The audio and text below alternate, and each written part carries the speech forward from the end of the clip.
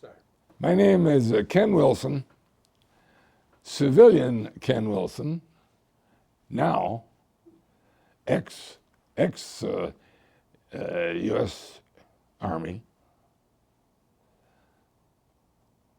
and I'm retired from the civilian life, so to speak, waiting for the next thing to come along, whatever.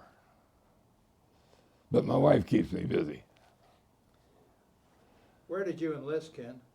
Minneapolis, Fort Snelling, right outside of Minneapolis. Want to tell us about it? Well, my friend called me up one day and he said, "Hey, what are you doing today?" And I said, "I don't know. What are we doing?" He said, "We're going out and enlist in the service." I says, "Fine, I'll get dressed and be right with you." So we went out to Fort Snelling and signed up.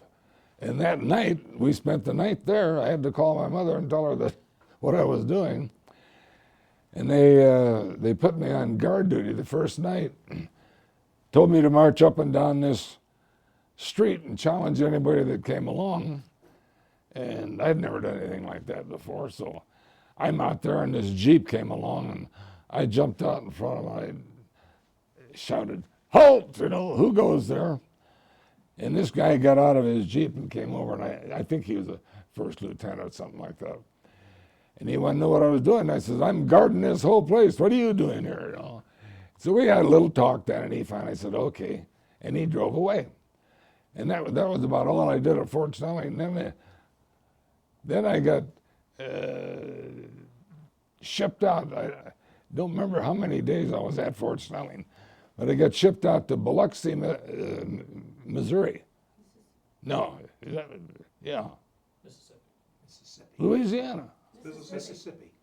Mississippi. Thank you. Yes. And I spent a few weeks down there in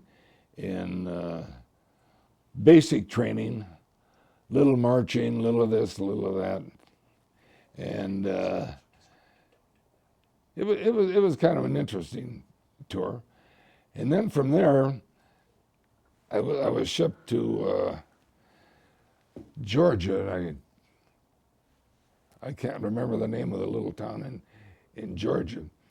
And, oh my world, what in the world? Ken, it's not real important to. That's good, because don't worry about it. I can't remember it anyway. Sorry. Yeah. And then from there, when I signed up to go into the cadets, in the morning I was supposed to go over and meet the board of directors, who were the ones that were going to say whether I was going to be accepted into the cadets or not. I came down with the flu or something. I was sicker than a dog. And they told me I couldn't go to the board of directors. And I said, "Oh, that's not acceptable. I've got to go to them." So I talked and talked and talked, and finally they said, "Okay, we're going to let you out and you can go to your board of director meeting. But you do have a bad appendicitis deal, and you got bad appendix there, and we'll see you again in a real short time." I says, "Okay, whatever you say, as long as I go to the board meeting." Well, sir, that was 60-some years ago, and I still have my appendix. Never did take it out. And then from there, after I was accepted into the cadets, I was sent to, oh boy, California. I can't think of the name of that base that I went to for primary training. Doesn't matter, Ken. Okay. And then that started quite a bit of training, because from there I went to a primary flight school at Hemet, California, and in flying PT-22s, I think they were, but I'm not really sure. Open cockpit jobs. And it was in January, I think, and it was pretty cold up there in an open cockpit. And I'd get cramps in my legs from the cold. In fact, the first time I tried to land one of those primary trainers by myself, my legs cramped up, and I'm on final approach. And I thought, ooh, what do I do now, you know? But I got it done all right, and I didn't even go back to the taxi line. I stopped the airplane at the end of the runway and got out of the thing because my legs were. If you've ever had a cramp up in your upper legs, or it's an excruciatingly pain type of cramp. But at any rate, I got through that all right, and I didn't have any more problems with it in the future. And then from Hemet, California, I went to basic flight training, which was in Bakersfield, California. And each one of these deals are about a 2-month deal. And then when I finished the basic, I went to advanced training at Luke Field, Arizona. And I can remember my first solo there. I went up and I came down. I made probably the worst landing I ever made in my life, bouncing up and down. And the instructor told me later he thought I was going to wreck the whole airplane. But I didn't, and I got through that all right. And then they asked me, and the rest of the people, what we wanted to fly when we graduated. And another friend of mine and myself, we said we'd like to fly the night fighter. That appealed to us. Well, they said, you'll have no problem getting it. You're the only two that asked for it. But we did have a problem getting it because when we graduated, they assigned us to flight training school.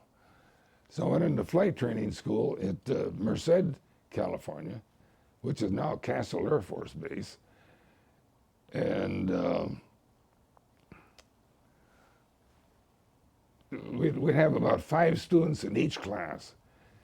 And it was kind of interesting teaching some of these students how to fly. In fact, I remember this one student. He was really a good pilot in the daytime. But then we had to also train him to fly at night. And we went out, the two of us went out and shot a couple of landings at night, and he did real well. He was a good pilot, really. So when we landed again, I pulled it off the line and parked the car and got up on the wing, and I said, okay, you're all set to go. He says, I can't. I said, what do you mean you can't? He says, I'm scared stiff. I said, doesn't make any difference. I said, you have to do it. He said, no, I can't. I said, well, you got a choice. I said, choice of 2 things.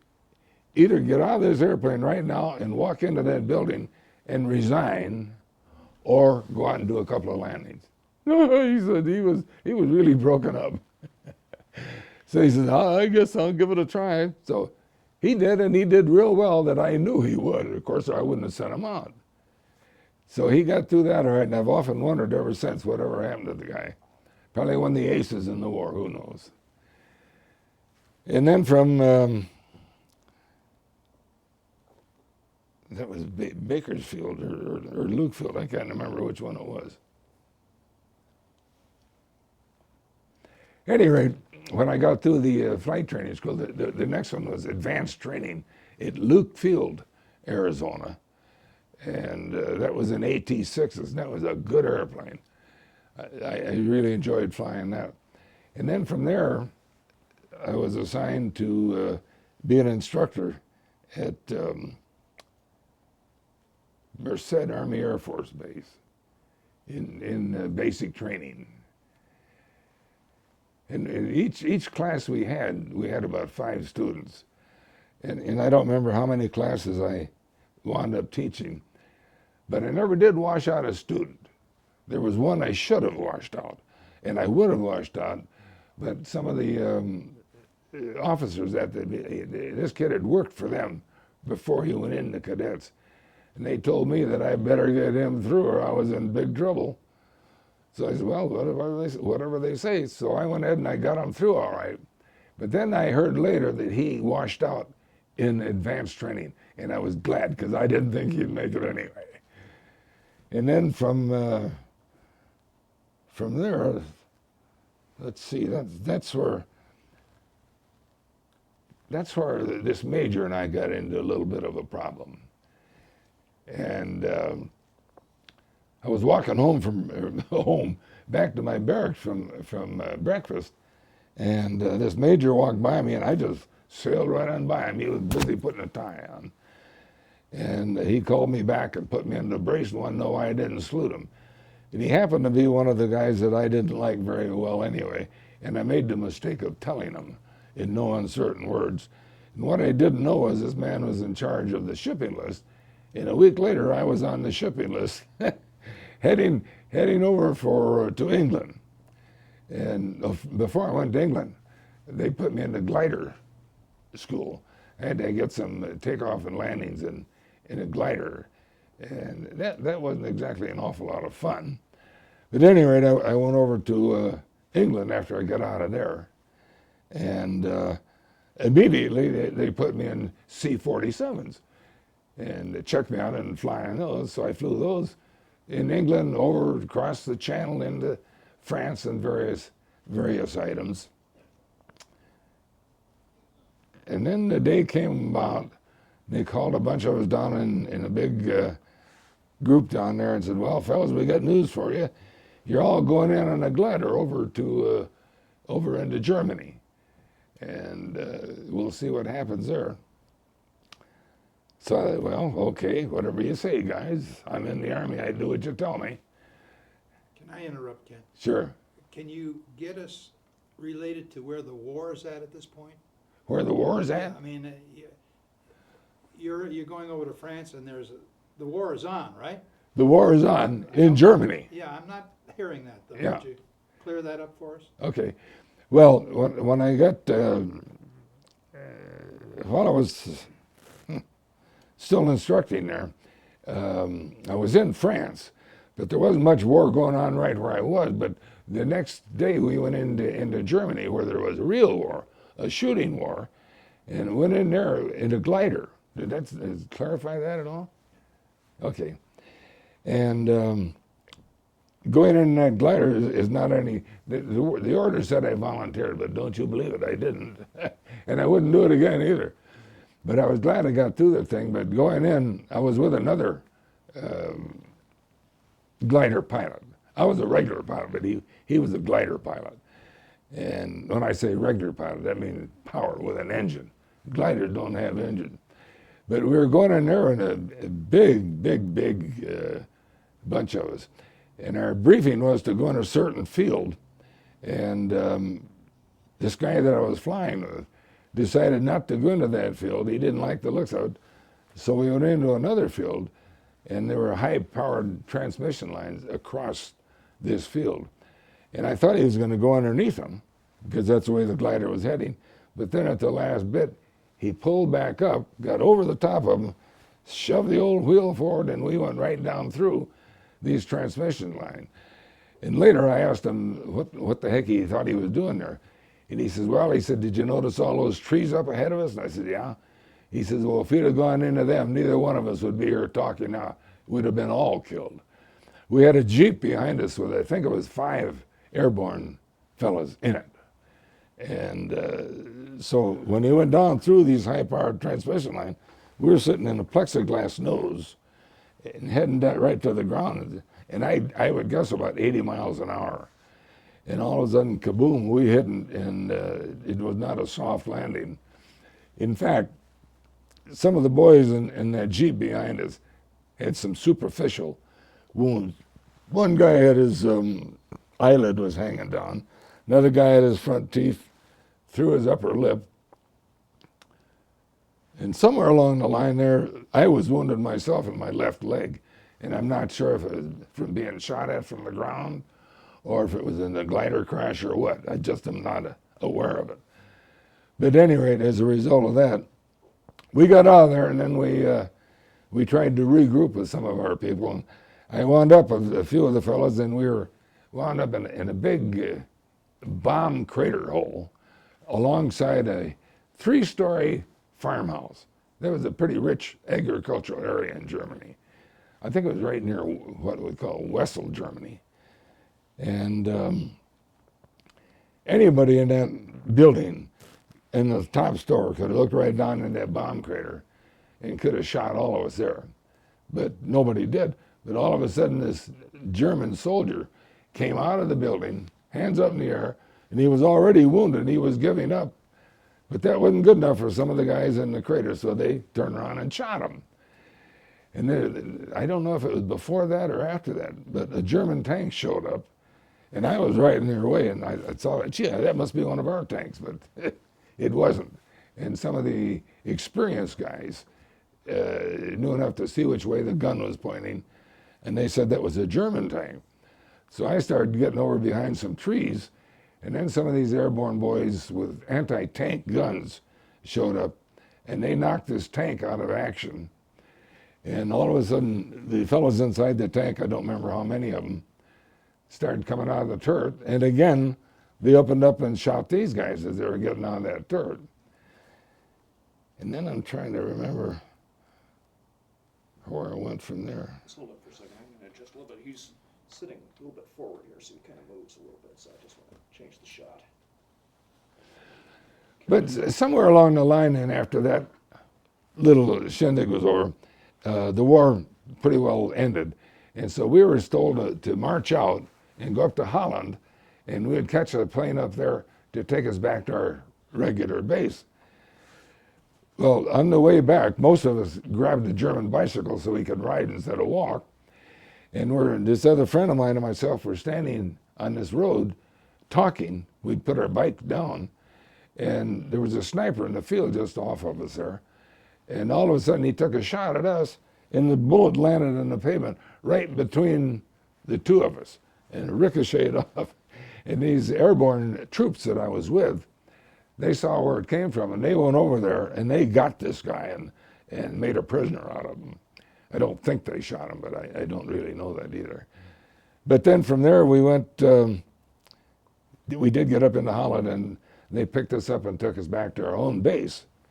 And back at base, we knew we were supposed to go further south and help Patton and his Third Army get across the Rhine River.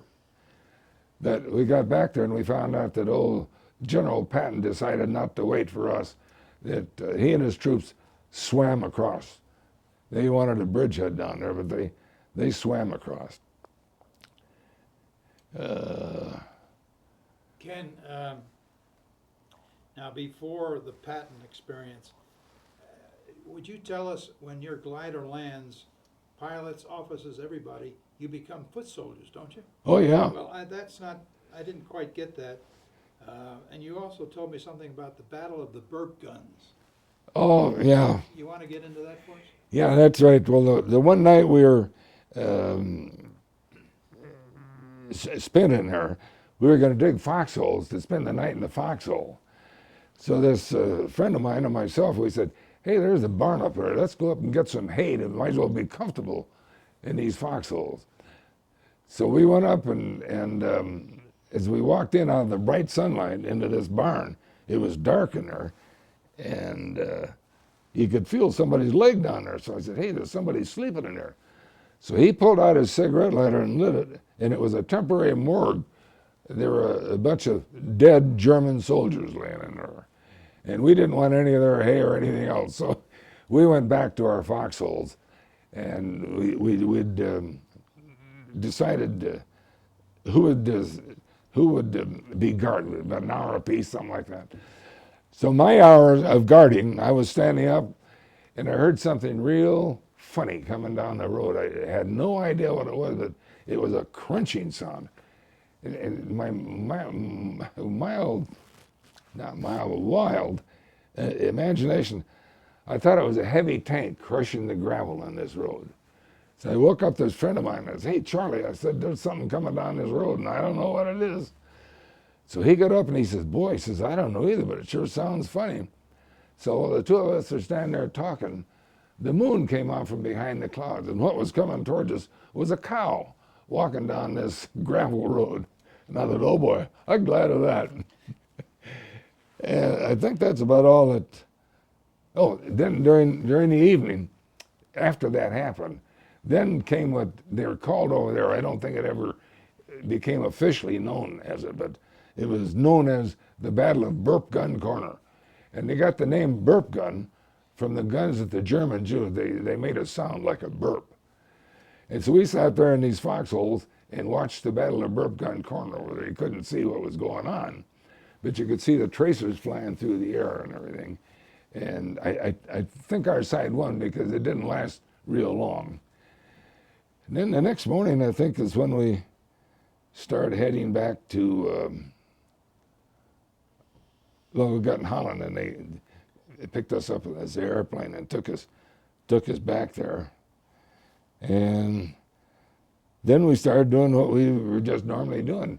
We were ferrying gas, 5-gallon jerry cans of fuel, back to Patton when he was going through Germany. This must have been after he crossed the Rhine River there. And we'd take a whole plane load of these 5-gallon jerry cans of gas, and we'd land back there, and then Patton's boys would come and get the gas, and then we'd go back home again for a little while. You know, and it's an interesting thing. I don't know if it'd be interesting to anybody else, but every time we went out on one of these trips, they were long, and we'd get back and we'd be pretty tired. And the first thing I'd do is head over to my tent and flake out. And then this coach, he used to be a football coach out in California somewhere, would come and rouse us out. He says, "Okay, guys, time to play a little volleyball." And I said, "Oh, forget it. We don't want to play any volleyball today." And he'd insist that we get out there. So I'd get out there and play volleyball with him. And it was surprising to me, as tired as I was, it didn't take long for you to start feeling good with the exercise and everything. And so we did that just about every time we went out with some of these gas deals.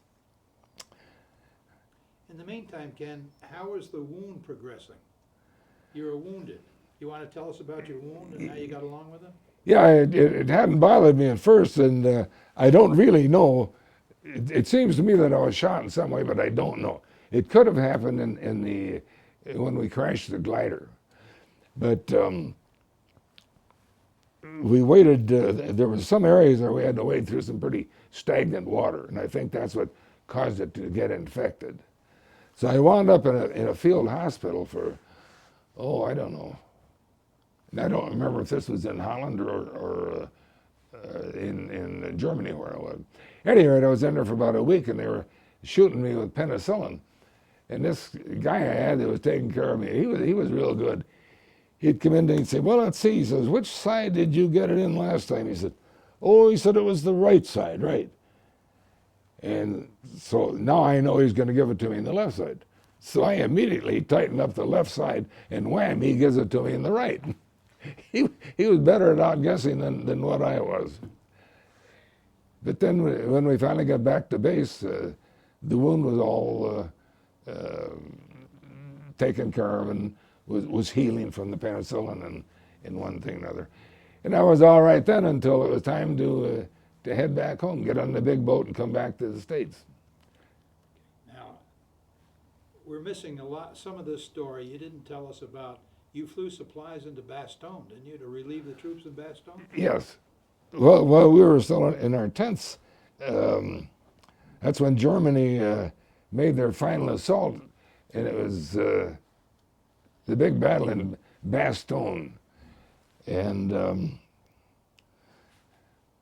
you'll probably have to edit this out, but what they call these troops are the battered bastards of Bastogne. And it was my group that was going in there and dropping supplies to these guys. New ammunition, food, and whatnot. And that turned out to be quite a battle in there. And fortunately, I didn't get into it on the ground at all. So that was about the end of it over there. From there on in, it was just a routine deal to get to the port and get on board ship and head back to the States.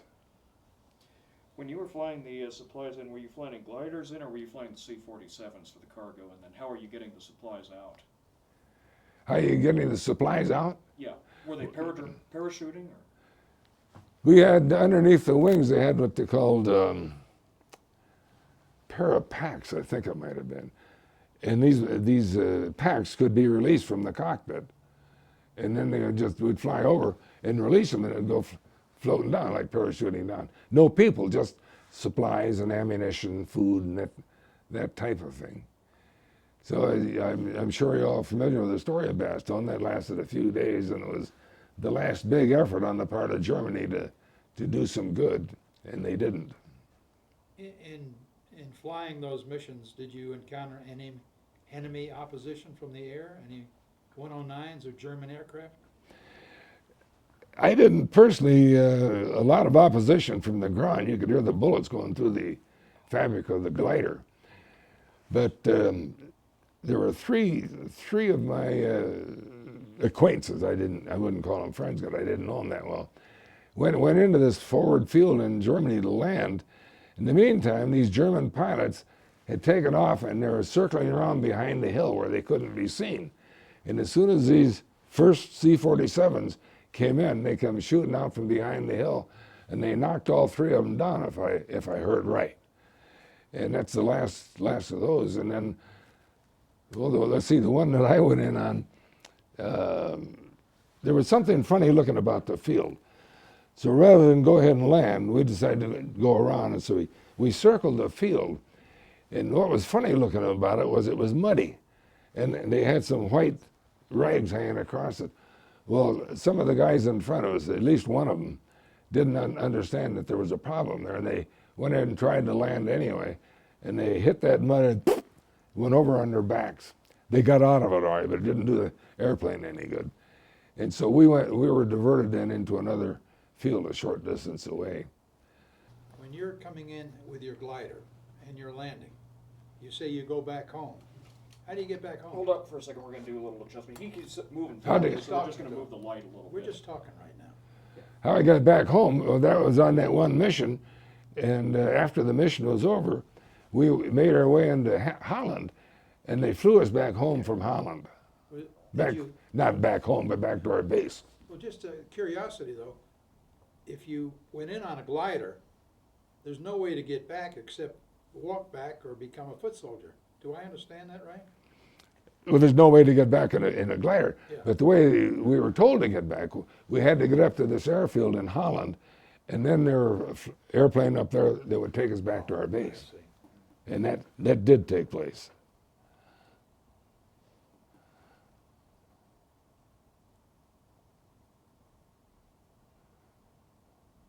Okay.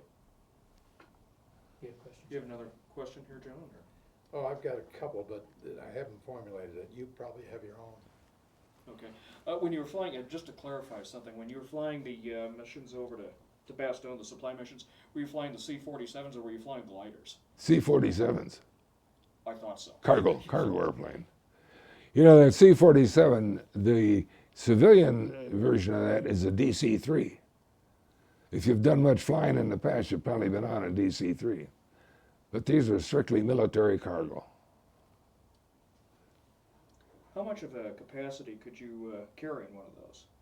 Carried in the glider? I mean, in No, a in the C-47? C-47.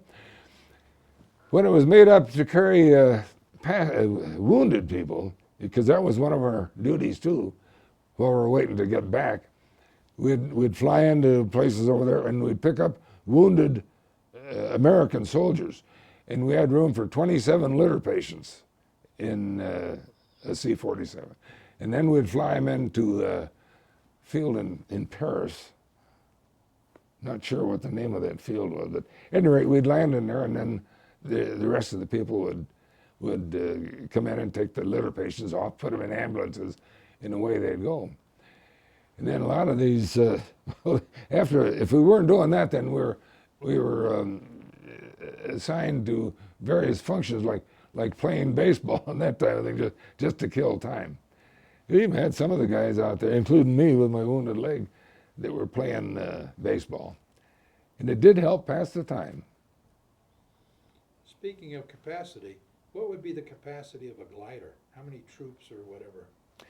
Well, in the one that I was in, there were two pilots, myself and one other fella, and then we had this Jeep behind us, and I think there were four troopers in the Jeep. It might have been five, but it was 4 or 5. But that was when you had a Jeep in there. But I imagine that glider could have carried, without a Jeep in there, oh, I suppose you could have put 10, 12 people in there. I don't know. But with the Jeep, the only place for anybody to sit was in the Jeep.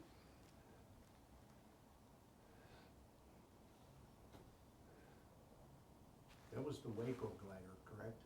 I'm sorry? That was the Waco type glider, It's what they call a CG-4A. the Waco. I don't remember the name of Waco. It's possible. The British version was the Horsa. Hmm? The British version was the Horsa, and the American. That was sounds familiar, Horse. Yeah, Horsa. yeah. Right. Oh, there's one other thing that I thought was interesting. It goes back to when we were pretty well finished with our mission. We spent the first night back at a British artillery post. And those of us that weren't fighting with the British went up into the hayloft, and that's where we were going to sleep. Well, during the night, a couple of German fighter planes went over the top, and we could see them because there was no roof on this barn. And we, sweated that on. I woke up early in the morning, and I could hear explosions. And I thought there were bombs going off because I had no ground training, which would have told me the difference. And so I jumped out of my sack and I ran over and I grabbed this ladder and I went down there 10 steps at a time. And I landed in a brightly lit place with a bunch of British soldiers out there having their morning tea, so to speak. And they looked at me like I was crazy. And they, "What's the matter, Yank?" I said, "What do you mean, what's the matter?" I said, "They're bombing us out. They got us zeroed in, haven't they?" They laughed. They said, "That's our own artillery guns shooting shells across the river." And I said, "Well, thank goodness for that." Then I went back up and got back into my hay. Oh, boy. Ken, looking back on your experience over in Europe, are there any other incidents that come to your mind that were interesting to you or different or frightening or laughable or anything, other things you'd like to talk about? Give you a minute to think about it. What was that Green Hornet story? Huh? The Green Hornet story that I just heard a little bit of? Do I? Green Hornet? Yeah, you were talking. Oh, What was that all about? this was in advanced flight training school. And this friend of mine, he actually had a stammer or stuttered. And how he got into the Air Force with that thing, I don't know to this day. But we were having what you call, well, we had two types of gunnery, air to ground and air to air. And this particular mission was air to ground, in which we'd fly around in circles and then dive in on their target and shoot our machine guns at them. And they could tell which bullets were which because the bullets were color coded. Like maybe mine were blue and somebody else's were red and so forth. And then after the mission was over, we went out there and we could count the bullet holes to see who got the most. And as it turned out in that particular instance, I did real well at it because there was a crosswind going and I didn't know anything about it, but I was automatically correcting for it. The rest of the guys weren't, so their bullets all missed. But this friend that you mentioned there, the one that stammered, he's the one that, I wasn't there when this happened, but of course heard about it later. He would dive on the target and he'd shoot his machine guns, rat-tat-tat-tat, and then he'd get his microphone and he'd say, "This is the Green Hornet." Well, of course, as soon as he got back to base, they picked him up, and interrogated him. And later on, when he came back to the tent, he says to me, he says, "Boy," he said, "how in the world did they know it was me?"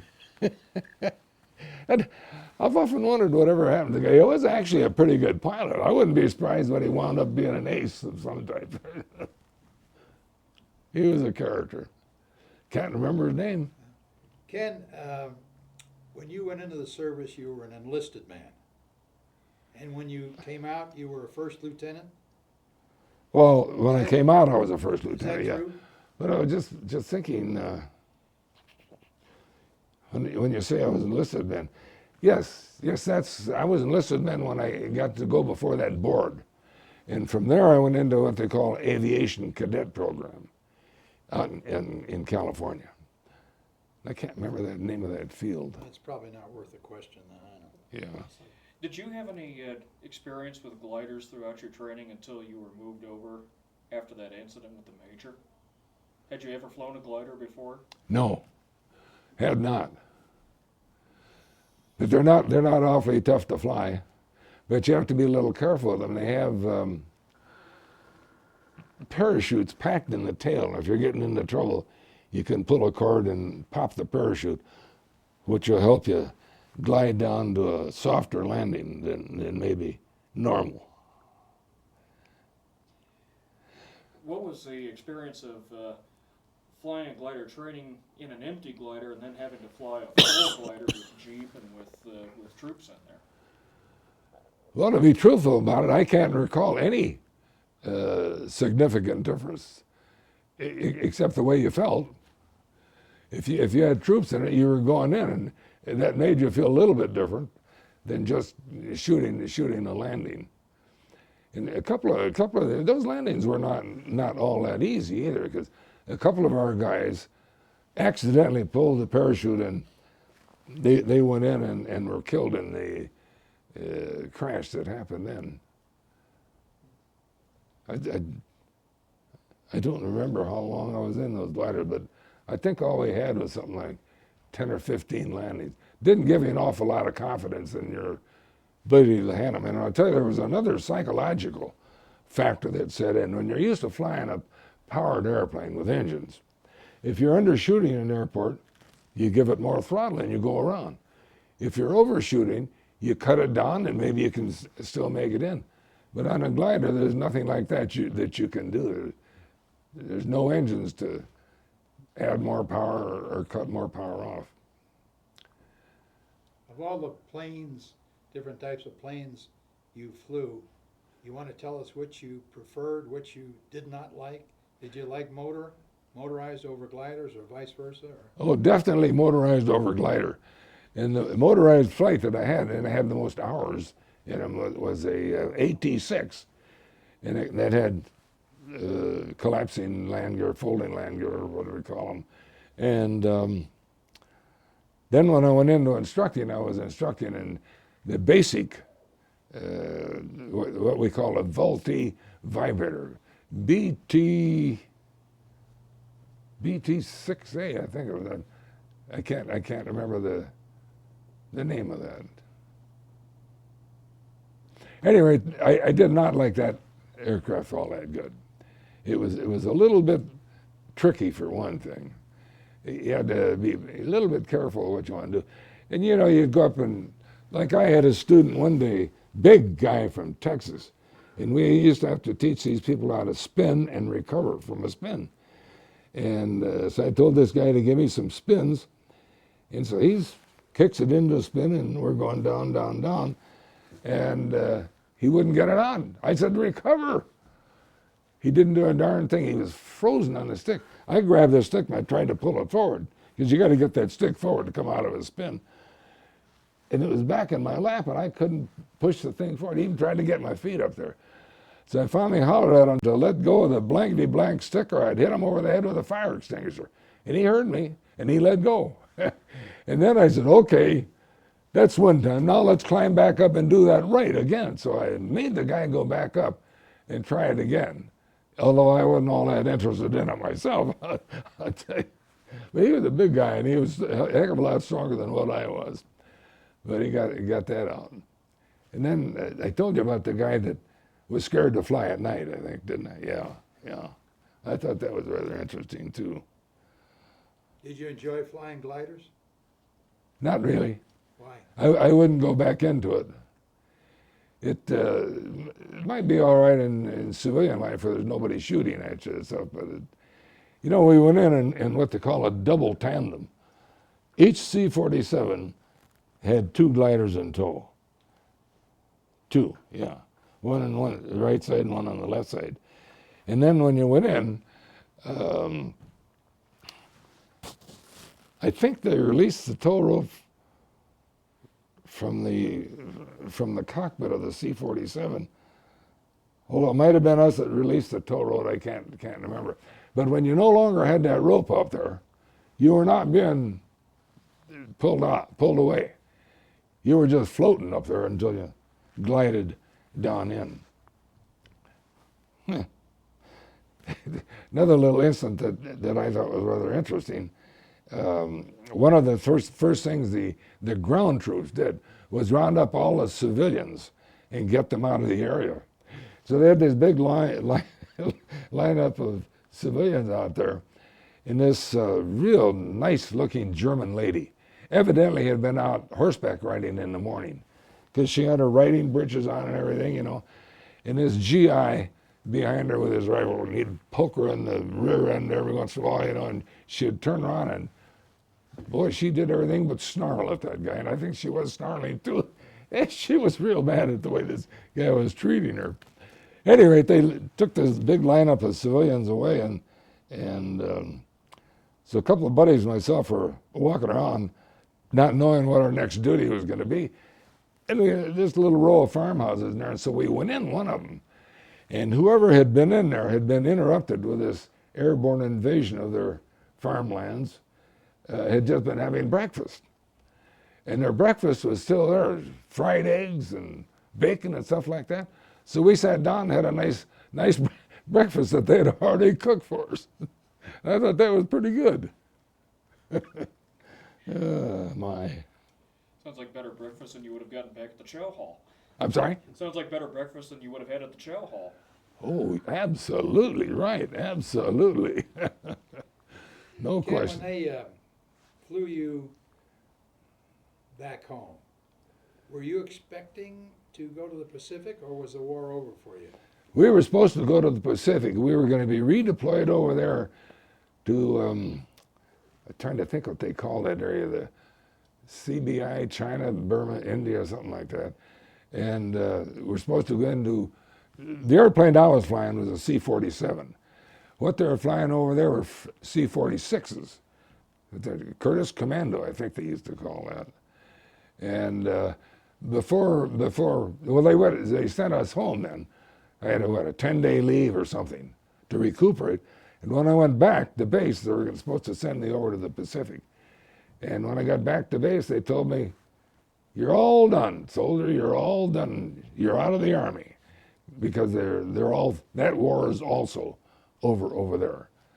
So I was kind of happy to hear that. And I was, there was an interesting thought on my part. I rather enjoyed my Army Air Force experience there, but I wouldn't volunteer to do it again. But I was tempted to stay in for a while and see what happened, because then I could fly if I stayed in too, you know. But when I finally got back home there, in the meantime I was married, and my wife wouldn't go for that at all, for me heading over to China and Burma after what I'd already gone through. And she thought that was enough. And I certainly agree with her now. Ken, you said you rather enjoyed your experience. Do you have any reflections to share with us on your European campaign experience? You mean other than really enjoying some of the people that Yeah, I was do you have flying with? Any thoughts about it? Well, I had some, there's a lot of real good people out there that you get acquainted with. There was one thing that just occurred to me. When we first got over there, we didn't even have a mess hall to eat in. We had to go down a mess line. They'd put stuff in your mess kit, and we'd go back and sit on a rock someplace. And we'd have mashed potatoes. Well, you had no sooner sat down than those mashed potatoes would be all full of flying gnats. Well, you could always tell who was new overseas and who'd been there a while, because the guys that were new overseas were picking the gnats out of their mashed potatoes, whereas the rest of them were shoveling them down, gnats and all. And that was rather interesting. And then, there was a little poker playing going on that I kind of enjoyed playing, but I was real bad at it. I was not a good poker player. And every time I sat down, even though I was enjoying it, I was losing everything I had. And I had one guy, and he was a colonel in the regular Air Force. He wasn't just a Johnny-come-lately like I was. And he made enough money playing poker and shooting dice. He bought a ranch down in Texas somewhere. I thought, well, bully for him, you know. It takes all kinds. But some of the other guys here. Do You still keep up with your old friends from the Army, Air Force? Did I keep up with him, you say? Yeah. Not really. I wasn't close enough to him, and none of our home addresses were really known unless you got real interested and asked somebody what it was. So I wouldn't even know where most of them were from. Although I had one friend that I went through cadets with, and I asked for night fighters, and he asked for B-17s. And he did wind up in B-17s over in England, and I got a letter from him one day. In fact, have you ever seen this Memphis Belle? This letter could have been taken from the Memphis Belle or vice versa, because they were coming back from this mission, and they lost some power, and they didn't lose it. They got shot at. They lost an engine or two, and then the German fighters came and were after them, and the only way they could get rid of them, they dove down and entered the clouds, got into some clouds and got rid of these fighter planes. And then they were out over the channel, and I think there were some more fighters out there. So they radioed ahead for escort to come in. So some British fighter planes came out and escorted them, and they crash landed on the cliffs of Dover with no gas left. And he was telling me, I don't know how many people, crew on a C-40, 747, but not 747, B-17. I suppose maybe 8 or 10, and I think only 2 or 3 of them got out alive. Well, this friend of mine was one of them that got out alive. So after the war was all over and everything, he's from New Jersey. He sent me a letter, and he described this mission to me. And boy, that's the most interesting letter I've ever read in my life. In fact, some outfit back east that was gathering stories from the war had an article in one of the war magazines, and they said if you have any interesting deals to let them know. So I sent a note to this guy back there, and I think I sent him a copy of the letter.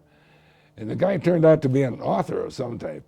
So he wrote me back and he said, you know, some of the pages weren't very good. He said, if you can get me some better pages, he says, I'm writing a book about this. And he said, I'd like to have those so I could, write a good story. So I wrote him back and sent him some good pages. And I told him if he ever did publish a book, I'd be his first customer, but never heard another word from him. So I don't know what happened to him. But that story would have been identical to the Memphis Belle, because this was also the last mission that these guys were in on. And like the Memphis Belle got all shot full of holes. And other than that, I'm really happy that I had the experience, but I'm damn happy I don't have to do it again. Once is enough. What else have I forgotten, John? I think you've done very well, Ken. Do you? I think you've done very, very well. Well, I hope so. Oh, We've covered all they my were gonna notes. ask- you wanna ask Okay. about that, 'cause I'm not They sure. may have some other questions for you. We've only got 1 or 2. Yeah, just one. What was the squadron that you were assigned to? Oh, 436 troop carrier group. But there's another nomenclature there. Can you stop it just a minute? I'm going to get something on. Sure. Okay. That's fine.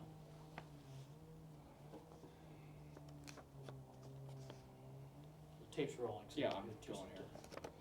Yeah, 81st TC Squadron, which I'm sure stands for Troop Carrier Squadron, 436 Troop Carrier Group. It was the 436 group that I was mostly associated with, and that's why I was able to remember that one. And they sent us, when we got back to the States, we were given like a 10-day leave, and then we were supposed to go across to the Pacific. Well, in the meantime, they settled that war over there too. So I was discharged at Camp McCoy, Wisconsin. What's there? Tell us about the medals. This is an ID bracelet with my name and serial number on it. That's the Purple Heart. There's my silver wings. And that's the Air Medal. That's what they gave me for going in on the glider. And these other two were there was a name on there. One of them was the European Theater of War, Hold the frame up a little bit here, so we can see them a little better here. like that. Yeah, now go ahead and point to them again as to, This is the air medal, No, no, that's the Purple Heart.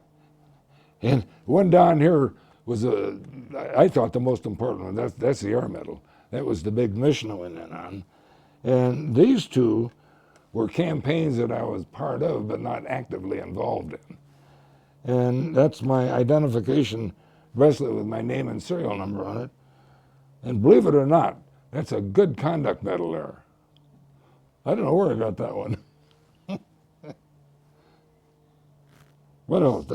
That's about it on these. It's the Presidential Unit Citation. Hmm? The one in the frame is the Presidential Unit Citation. Which one, Barry? The one, This the one? blue one with the gold. Did you hear what he said, Ken? That's a good conduct medal, he told me. No, it's good conduct in that there's two different types of good conduct. That one's the Presidential Unit Citation, and that's given to a whole unit for Oh. exemplary action. Really? I didn't know that. Well, that makes it better than a good conduct medal, doesn't I it? used to hold it up, I can't see. It's Ken, in you the gotta lines. kind of hold it like that. Oh, And I bet they want you to talk about that one again now. well, I thought it was a good conduct medal, but I'm informed that it's a Presidential Unit Citation, which makes it even a little more important than a good conduct medal, I think. I've often wondered why I got that good conduct medal. Anyway, I didn't think my conduct was all that good over there. Neither did that major that sent me over. So keep holding it there, I'm trying to shoot a little bit more of the individual medals here. Hold it Just higher? hold No, it no, real- no, just- hold it just still, hold it hold it right- still, Real please. still. Oh, We don't okay. need to have you talk now, he's just getting the video, just the. Yeah, I'm the just trying to pictures. shoot the individual medals so I can see a little bit more about what they are. Okay. Good enough. Yeah. Hold up for just about 30 more seconds here. I'm gonna.